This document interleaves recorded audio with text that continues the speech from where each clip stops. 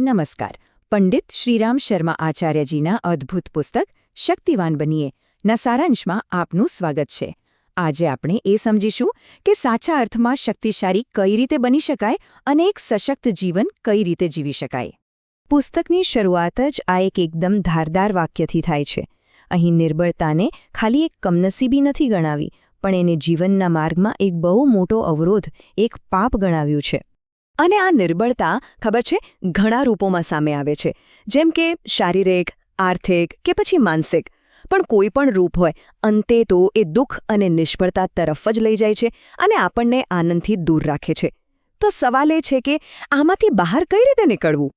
આ પડકારને સમજવા માટે આપણે એક યાત્રા પર નીકળીશું, જે 6 ભાગમાં વહેંચાયેલી છે.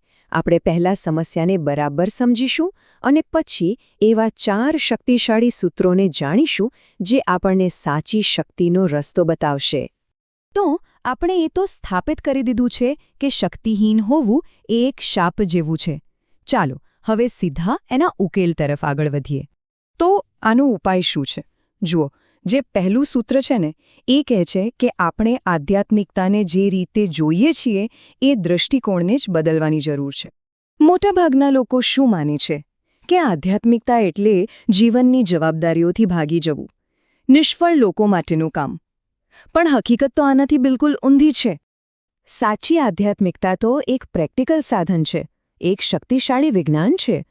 એ આપણને આપણી અંદરની ઈચ્છાશક્તિ અને આવડતને વિકસાવવામાં મદદ કરે છે, જેથી આપણે દુનિયાનું કોઈ પણ લક્ષ્ય હાંસલ કરી શકીએ, ભલે એ વેપારમાં સફળતા હોય કે મનની શાંતિ. ચાલો હવે બીજા સૂત્ર તરફ જઈએ. આ સૂત્ર આપણને એવી હિંમત આપશે જે ક્યારેય ડગે નહીં. એના માટે એક મૂળભૂત માન્યતા કેળવવી જરૂરી છે. જીવનમાં કેટલાય ડર હોય છે, નહીં? બીમારીનો ડર, નિષ્ફળતાનો ડર, મૃત્યુનો પણ ડર. આ બધું આપણને અટકાવી દે છે. પણ શું થાય જો એક જ માન્યતા આ બધા ડરને જડમૂળથી કાઢી નાખે? અને એ માન્યતા એ દીક્ષા મંત્ર છે, હું અવિનાશી છું. જે ક્ષણે આપણે સમજી લઈએ છીએ કે આપણું સાચું સ્વરૂપ તો આ નાશવંત શરીરથી અલગ એક અમર આત્મા છે, એ જ ક્ષણે કશું ગુમાવવાનો ડર નીકળી જાય છે.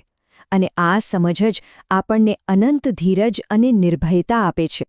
એકવાર ડર પર જીત મેળવી લીધી, પછીનું પગલું છે જીવનની સંપૂર્ણ જવાબદારી પોતાના હાથમાં લેવી.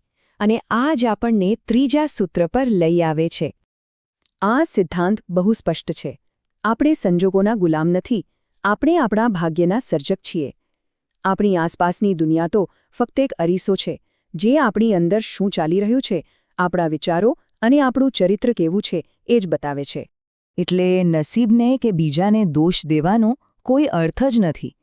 જો પાક સારો જોઈતો હોય તો પહેલાં બીજ સારું વાવવું પડે, બરાબર ને?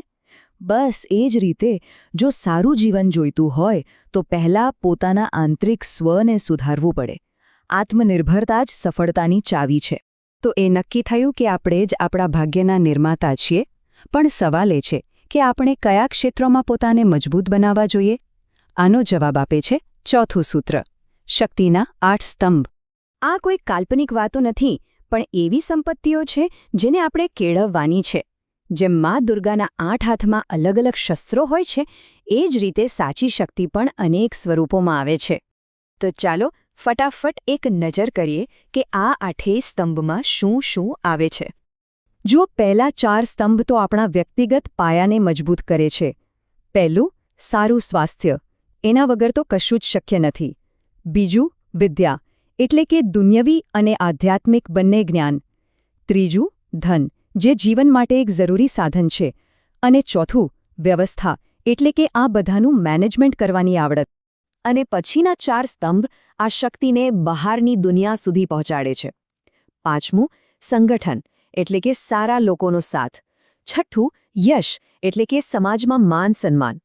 સાતમું, શૌર્ય, એટલે કે પડકારોનો સામનો કરવાની હિંમત. અને 8મું અને સૌથી મહત્વનું, સત્ય, જે સત્યના માર્ગ પર ચાલે છે એને કોઈ હરાવી શકતું નથી. બસ હવે આપણે આ બધા સૂત્રોને એકસાથે જોડીશું અને નિર્બળતાથી શક્તિશાળી બનવાનો સંપૂર્ણ નકશો તૈયાર કરીશું.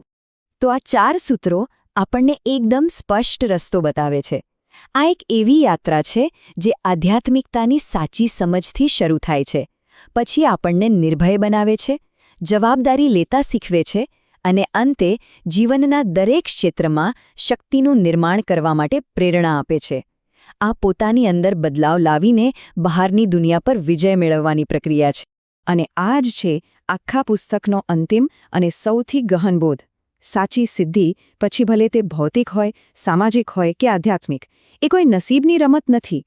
એ તો એક શક્તિશાળી, સક્ષમ અને સદાચારી વ્યક્તિ બનવાનું કુદરતી પરિણામ છે. તો હવે પ્રશ્ન ફક્ત એ જ રહે છે કે આપણે સૌ શક્તિના આ 8 સ્તંભોમાંથી કયા સ્તંભનું નિર્માણ આજથી શરૂ કરીશું.